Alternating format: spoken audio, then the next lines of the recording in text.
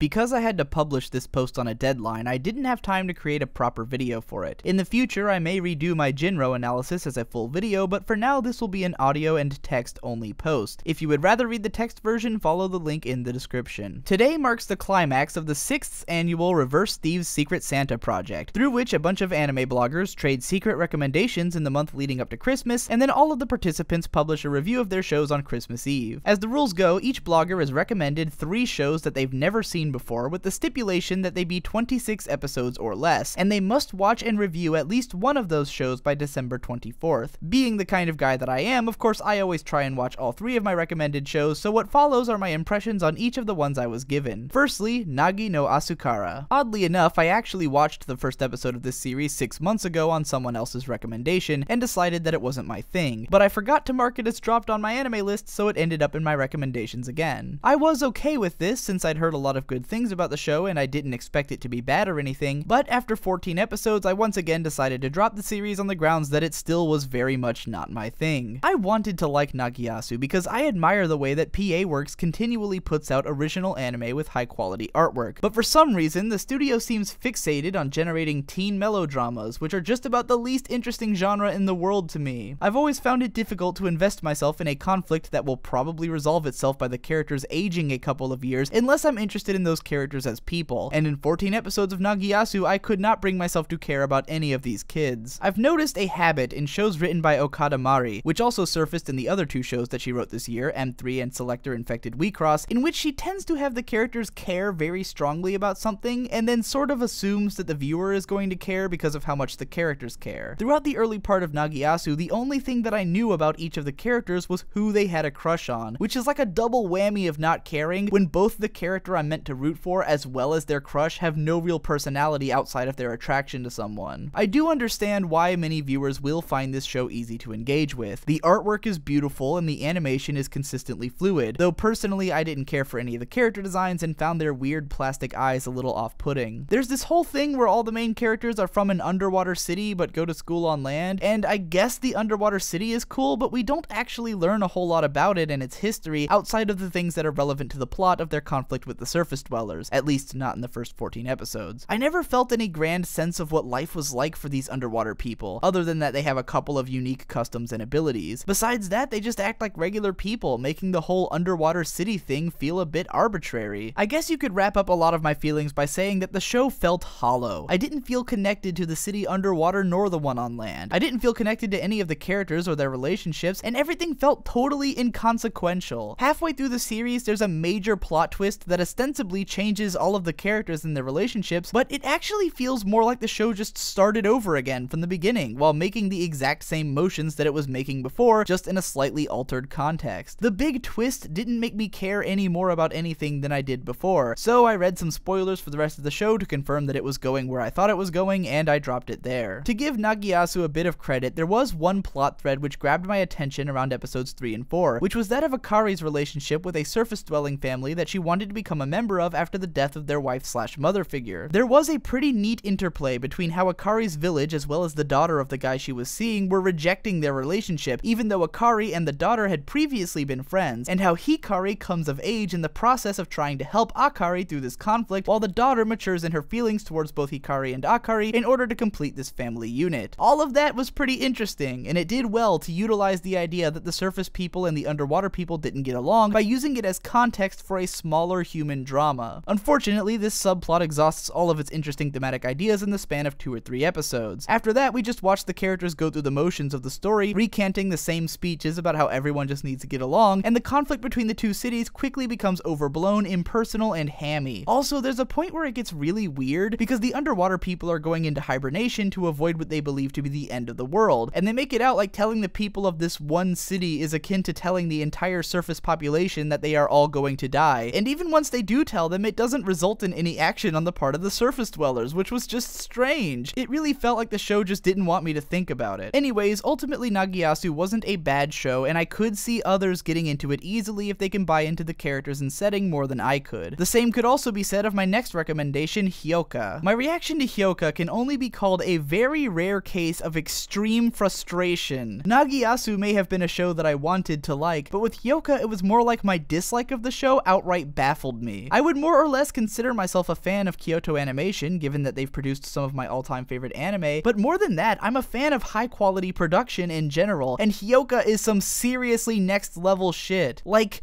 Jesus Christ, has anyone really been far even as decided to use even go want to do more look like? I racked my brain trying to think of a 2-core animated series with better production values, and I couldn't come up with anything. And that's what makes it endlessly frustrating that the show is so goddamn boring. Who was it at what stage of production that suggested, hey, we've got a show about characters standing and sitting around talking non-stop for episode after episode, so how about we give it the biggest budget ever and show off our production quality constantly? Do you see how that sounds kind of weird and backwards? Like, okay, I get that the idea here is that if you're going to have a show about characters sitting around talking, then you might as well make it pleasant and exciting to look at so that it can hold your attention. But could you imagine if that talent had been applied to like anything else? See, what grinds my gears about this is that in spite of the lusciously detailed production, Hyouka is still boring. All of those insane camera angles that make me wonder how they were even able to animate something from that perspective, all of those visualizations that punch through 10 detailed illustrations at once like it's nothing. None of that stuff actually feels warranted by the narrative. It feels tacked on and unnecessary, if not outright distracting, in that I get caught up thinking about the ridiculous things happening on screen instead of processing the endless rambling dialogue. Additionally, I kind of hate the way this show is directed. Every scene is full of constant, hyperactive cutting, which often puts the camera in wildly different and even nonsensical places, as if the proverbial cameraman is getting bored of filming this conversation and just starts dicking around to see what kind of cool shots he can get. I'm sure it's entertaining from the perspective of an animator, but the whole thing feels like a visual mess with no sense of cinematic cohesion. And while this is even more of a personal hang-up, I also don't like the show's overall aesthetic. Everything is purposefully made to look dull, drab, and ultra-normal to reflect the bored nature of the protagonist, who, by the way, is the most boring character you could possibly ask for. His shtick is that he hates wasting energy, so he tries to do as little as possible, and his character arc is all about slowly coming out of his shell and engaging with life. Great, so until then I'm stuck with his frowny ass who gives a fuck attitude as the lens through which I'm meant to view the entire narrative. It's no wonder I can't bring myself to care. Before I rag on this show any further though, let me stop to clarify that I could easily recommend it to most people. I've read a lot of analytical posts on this series as aggregated by Frogcoon in an excellent post which I'll be linking in the description, and I get why other people like the show. I also get that plenty of people who were ambivalent towards it in the beginning were later able to enjoy it, and sure, maybe if I finished the show, I'd find something to like. I'm not willing to sit through another 17 episodes to find out if that might be the case. To be more analytical about it, the appeal of Hyouka up to this point, as I see it, is that of human curiosity. Hyouka is kind of a mystery show, but really it's more like a show about Chitanda having her curiosity piqued and then trying to satisfy that curiosity. Conversely, I have never liked mystery shows, and I have never found myself willing to watch an entire series out of curiosity alone. If I don't care about what's going on, then I'm not going to form any connections with the series, and I'm going to move on to the next one. My desire to know what everyone loved so much about this series was very quickly eclipsed by my frustration at the thought of watching any more of it, so after 5.5 episodes I finally gave up. Which leaves me with one final recommendation in the form of Jin-Roh the Wolf Brigade. If my yet unidentified Secret Santa has been made sad by my reviews up to this point, then hopefully I can take this chance to save Christmas because I actually enjoyed this film. I've known about Jin-Roh for about as long as I've been watching anime, and most of what I knew about it was that it's both very good and very, very slow. Having consumed a number of other works by Mamoru Oshii, I had no reason to doubt either of those claims, but I suspect that my lack of impetus to hurry and watch this film was more out of fear. Whenever I know that a film is simultaneously divisive as well as critically well-liked, I find myself really wanting to like it, while also really afraid that I might not, which makes it difficult to approach. Luckily, there is a fantastic review/recommendation of this film by fellow anime YouTuber Demolition D+,